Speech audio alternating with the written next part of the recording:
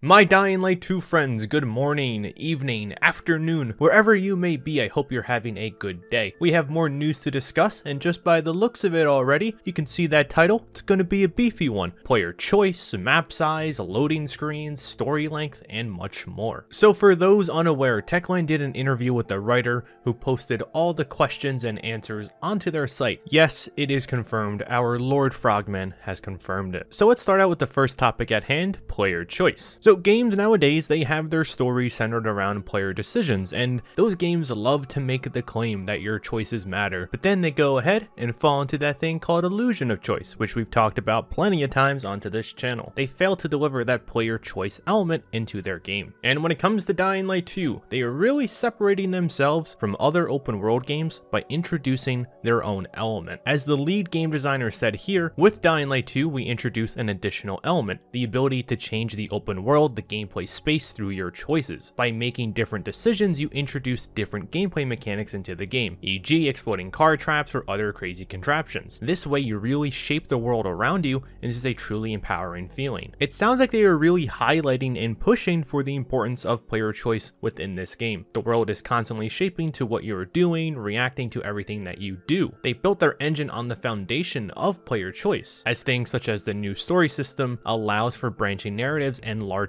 changes that occur due to the player and what they decide on. Throughout the entire article, the game designers go on and on, bringing up player choice elements and other questions when they are asked. In my opinion, I feel like if the player choice element was losing its charm over the course of development, for example, if decisions started mattering less and less, I don't think they would be speaking so highly of it at this current moment. They would most likely try to steer clear from it, especially if the game is coming out at some point during this year. And in addition to player choice, they have also stated that there is a city alignment system, which is the main system that allows player to make changes to the city. And I'm not exactly sure what the city alignment system is, but it's another factor that determines how the world changes around you. It could possibly be faction controlled areas. That's what I'm putting my money on. We do know that you can highly influence factions to where they can have control of certain areas. If we head back to the dev update from March, we can see peacekeeper flags while we run around with this NPC. If we also look at the image that we got from the article, we get a giant overview of a section of the map. And aside from the mother truckload of blue garbage bags everywhere, you can see peacekeeper logos and flags symbolizing that this is their area. The city alignment system could very well be who is controlling the city. Some other things that I do want to mention is map size and story length, because there seems to be a lot of debate about these two topics. For the map, first off, no loading screens at all. So once you are in the city, you are in the city and you can explore without loading screens, as this is something with their engine that has been improved on delivering. In addition to this, they were also asked if their map is still 4 times bigger than the original, and were also asked if there was any technical downscaling. They responded by first saying no downscaling, no downsizing from a technical standpoint, but then they did add in that the estimate that the map is 4 times bigger than that of the original in Dying Light 2 is the most precise estimate. The map is more vertical and gives many more exploration opportunities. And then if we go and head back to E3, the devs did say that it's going to be 4 times bigger than the whole game of Dying Light. So it's the slums and Old Town combined together, then 4 times that, which is just an absolutely fucking massive map.